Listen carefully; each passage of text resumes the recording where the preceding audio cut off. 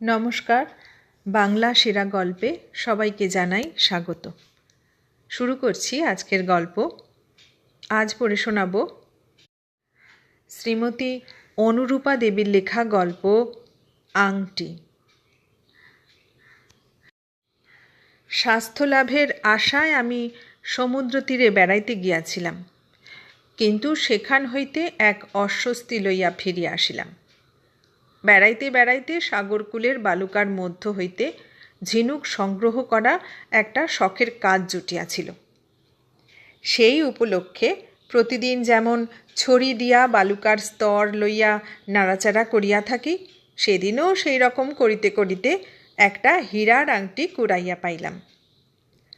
আংটিটা গিনি সোনা বা তাহার কিছু কম দরের সোনায় প্রস্তুত।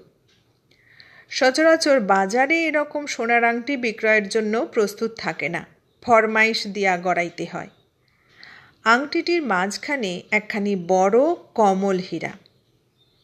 বালুকা লাগিয়াছিল। ভালো করিয়া ধুইতেই হীরাখানা মেঘমুক্ত নক্ষত্রের মতো উজ্জ্বল হইয়া উঠিল। বেশ দামি হীরা, ওজনের 1 রতির উপর হইবে। কাটাটার মধ্যেও বেশ একটু নিপুণতার চিহ্ন ছিল, এবং এইটুকুই এই কুরনো জহরটির বিশেষত্ব। ভালো করিয়া লক্ষ্য করিলে হীরাখানাকে ছোট একটি ফুলের মতন দেখাইত। বাড়ি আসিয়া অনেক ভাবিয়া চিন্তিয়া কাগজে বিজ্ঞাপন দিলাম। আংটির বর্ণনাটা দিলাম না, শুধু এইটুকু মাত্র লিখিলাম, সমুদ্র তটে একটি আংটি কুড়াইয়া পাইয়াছি। আংটির বিবরণ সহ এই ঠিকানায় পত্র লিখুন। প্রকৃত অধিকারীকে প্রত্যর্পণ করিবার জন্য ব্যগ্র। প্রথম সপ্তাহে আমার বিজ্ঞাপনের উত্তর আসিল না। কোনো লোকই আংটির দাবি করিতে আসিল না, কেউ পত্র লিখিল না। মুশকিলে পড়া গেল। পরের জিনিস ফেলিয়া দেওয়া উচিত নয়, কাছে রাখা আরও অনুচিত। তবে কি কোনো দাতব্য কার্যের জন্য পাঠাইয়া দিব? হ্যাঁ, এই পরামর্শই সবিশেষ বিবরণ লিখিয়া আংটিটা মুড়িয়া সিল করিয়া একটা সৎকর্ম ভাণ্ডারেই পাঠাইয়া দিই। অভাবগ্রস্তগণেরও কিছু উপকার হইবে, এবং আমিও পরের বোঝা ঘাড় হইতে ফেলিয়া নিশ্চিত হইতে পারিব। আংটিটি ছোট একটি টিনের কৌটায় পুরিয়া কোথায় পাঠাইব ভাবিতে গিয়াই সর্বপ্রথম রামকৃষ্ণ সেবাশ্রমের কথা মনে হইল। লিখিতেছি এমন সময় ভৃত্য আসিয়া 2খানি পোস্টকার্ড দিয়া গেল। হাতের কাজটুকু শুভকর্ম বলিয়া প্রথমে তাহা করিলাম। সিল করা হইয়া গেলে বাতিটা নিভাইয়া দিয়া একখানা কার্ড তুলিয়া পাঠ করিলাম। তাহাতে এইরূপ লেখা: মহাশয় অতি সজ্জন, একালে এরূপ ধার্মিক ব্যক্তি প্রায় চক্ষে পড়ে না। 2 মাস গত হইল আমার অঙ্গুরীয়টি স্নানের সময় সমুদ্র জলে পতিত হয়। ইহা সেই অঙ্গুরীয়। অনুগ্রহপূর্বক ঠিকানায় মদীয় ভবনে উহা প্রেরণপূর্বক চিরবাধিত করুন। স্বাক্ষর ছিল চারুচন্দ্র কর্মকার। দ্বিতীয় পত্র এই প্রকার। বেশিরভাগ তাহাতে এইটুকু ছিল: আমার স্বর্গীয়া পত্নীর স্মৃতি এই অঙ্গুরীয় আমার জীবন সদৃশ। তাহা হইতে বঞ্চিত হইয়া যৎপরনাস্তি ব্যথিত হইয়াছিল। ভবদীয় কৃপায় ইহা পুনঃ প্রাপ্ত হইলে কৃতার্থ হইব। ইতি শ্রী বিহারীচরণ সরকার। সমস্ত সংকল্পই বদলাইয়া ফেলিতে হইল, এবং সেই সঙ্গে নূতন একটা সমস্যা আমার সম্মুখে উপস্থিত হইয়া দাঁড়াইল। আংটির প্রার্থী 2 জনের 1 জনও আংটির বর্ণনা পত্রে দেন নাই, অথচ বিজ্ঞাপনে এ কথা সুস্পষ্ট করিয়াই লেখা হইয়াছিল। এ আবেদন বিশ্বাসযোগ্য নয়।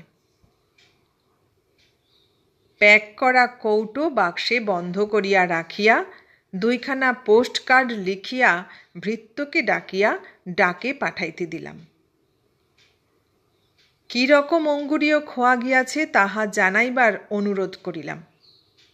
সে হপ্তার বিজ্ঞাপনে প্রার্থীদের খোয়া যাওয়া আংটির সবিশেষ বিবরণ সহ পত্র লিখিতে অনুরোধ করা হইল।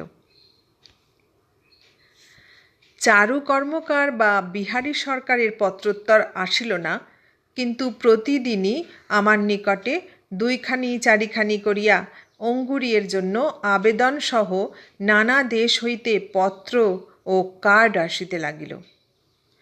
কোনো কোনো পত্রে তাহাও থাকিত না, কিন্তু কোনো বর্ণনার সহিত আমার বিজ্ঞাপন দেওয়া আংটির পুরা মিল হইল না।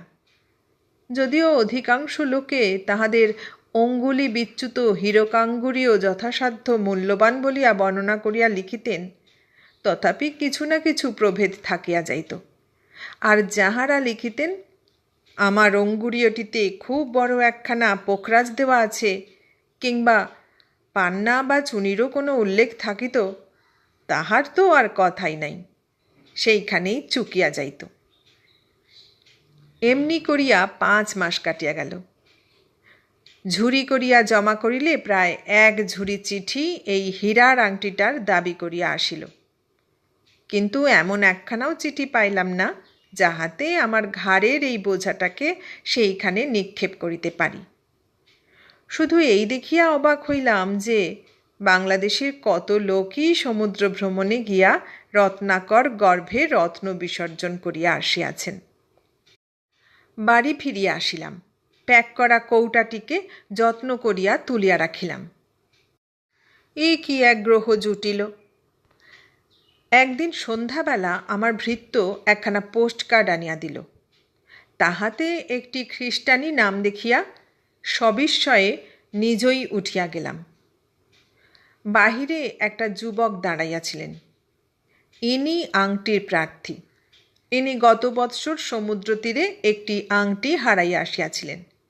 সেই জন্য আমার বিজ্ঞাপন পাঠ করিয়া অবধি তাহার মনে সন্দেহ জন্মিয়াছিল যে হয়তো এটি তাহারই অঙ্গুরীয়, কিন্তু ইহার কোনো নিশ্চয়তা না থাকায় তিনি এ পর্যন্ত ইহার জন্য দাবি করিতে সাহস করেন নাই। কিন্তু আমার এই শেষ বিজ্ঞাপন আংটির দাবি অনেকেই করিতেছেন, কিন্তু তাহার একটিও বিশ্বাসযোগ্য না হওয়াতে কোনো দাবি গ্রাহ্য করিতে পারি নাই।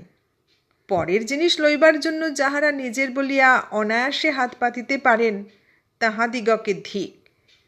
পড়িয়া তিনি আজ এখানে আসিয়াছেন। স্বচক্ষে দেখিলেই বুঝিতে পারিবেন জিনিসটি তাহার কিনা। আমি জিজ্ঞাসা করিলাম, আপনার আংটির সোনাটা কীরকম ছিল বলুন দেখি। লোকটি আমার দিকে চাহিয়া দেখিলেন।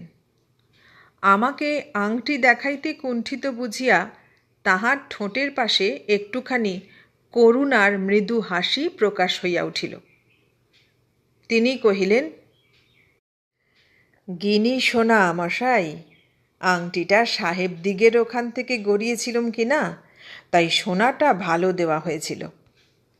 মনে একটু আশা হইল, তবু আর একটু পরীক্ষার দরকার হইল। আর হীরা খান?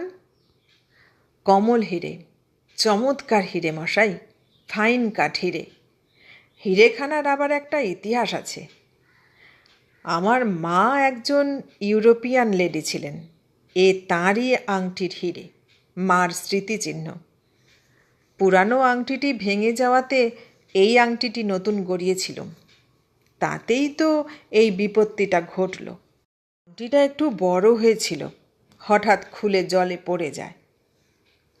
আমার আর দ্বিধা রহিল না। আংটিটি দেখিলে বোঝা যায় তাহা তেমন পুরাতন হয় নাই, নতুনই বটে। তাহাকে বসিতে অনুরোধ করিতে বাহির হইতে ভিতরে আংটি আনিতে গেলাম, কিন্তু দুর্ভাগ্যক্রমে আনা ঘটিল না। গৃহিণী বাক্স ও ট্রাঙ্কের চাবি আঁচলে বাঁধিয়া বেড়াইতে বাহির হইয়াছেন। তিনি যে 1 প্রহর রাত্রির পূর্বে ফিরিয়া আসেন এমন কোনো সম্ভাবনা কোনো দিনকার দৃষ্টান্ত দ্বারা খুঁজিয়া পাওয়া যায় নাই। উত্তক্ত চিত্তে ফিরিয়া আসিয়া ব্যাপার জানিয়াই ক্ষমা প্রার্থনা করিলাম। উৎসুক যুবক মনমরাভাবে ধন্যবাদ দিয়া বিদায় হইলেন, বলিয়া গেলেন পরদিন আসিয়া আংটি লইয়া যাইবেন। পরদিন প্রত্যুষে লোকালি ডাকেই একখানি পত্র পাইলাম। পত্রখানা এই: সবিনয় নিবেদন। এই সপ্তাহের বিজ্ঞাপন পাঠ করিয়া মনে হইল বিজ্ঞাপনদাতা তাহার পুরনো আংটিটির অনেকগুলি প্রার্থী রইয়া নিতান্ত বিব্রত হইয়া উঠিয়াছেন। তাই অনিচ্ছার সহিত কর্তব্যবোধে এই পত্র লিখিতে বাধ্য হইলাম। কীরকম আপনার এই আংটি? গিনি সোনার এলবার্ট প্যাটার্নের একটা হীরার আংটি হইবে কি? হীরাখানা একরতির উপর ওজনে এবং তাহাকে ঘুরাইয়া দেখিলে যেন একটি ছোট গোলাপ ফুলের মতো দেখায়। ভিতরের পিঠে 1025 এই নম্বর লেখা আছে। যদি তাই হয় তবে সে আংটিটা আমি যে অমূল্য রত্ন রত্নাকর গর্ভে বিসর্জন দিয়ে আসিয়াছি উহা তাহার অঙ্গুরি। শেষ পর্যন্ত তার অঙ্গুলিতে এমন একটি আংটি ছিল, বেশ মনে আছে। আপনি দেখিতেছি ভদ্রলোক, আপনার মতো লোকের অনুরোধ করিতে সংকোচ নাই। যদি আংটিটি এইরূপ হয় তবে তাহা রামকৃষ্ণ মিশনের বেনারস সেবাশ্রমে পাঠাইয়া দিবেন। আমার নিকট আর তাহা পাঠাইবার প্রয়োজন নাই, কারণ উহা যাহার স্মৃতিচিহ্ন সহস্র হীরকের চেয়েও তাহার স্মৃতি আমার এই চির অন্ধকার চিত্তকে আলোকিত করিয়া আছে। ক্ষুদ্র হীরা সেখানে কি করিবে? আশীর্বাদ করিবেন পরলোকে আবার তাহাকে দেখিতে পাই। জগতের মধ্যে ইহাই আমার একমাত্র প্রার্থনা। পত্রে স্বাক্ষর ছিল না বা ঠিকানা দেওয়া ছিল না। বেশ মনে পড়ে আংটিটির নম্বর 1025ই বটে। গৃহিণীকে বেড়াইতে যাওয়ার জন্য ধন্যবাদ দিলাম। পরদিন খ্রিস্টান যুবকটি আসিয়া ম্লান মুখে ফিরিয়া গেল। শিলমোহর ভাঙিতে হইল না, ঠিকানা কাটিতে হইল না। অতি সহজেই আমার ঘাড়ের সেই ক্ষুদ্রাকারের বৃহৎ বোঝাটি সুচারুরূপে নামিয়া গেল। সেই হপ্তার কাগজে বাহির হইল, আপনার আদেশ মতো আংটি সেবাশ্রমে প্রেরিত হইল। ঈশ্বর আপনার মনস্কামনা পূর্ণ করুন। শুনলেন অনুরূপা দেবীর লেখা গল্প আংটি। কেমন লাগলো গল্পটা? ভালো লাগলে লাইক, কমেন্ট, শেয়ার করবেন। আর নতুন বন্ধু হলে সাবস্ক্রাইব করার অনুরোধ রইল। সবাইকে অনেক ধন্যবাদ জানিয়ে আজ এখানেই শেষ করলাম।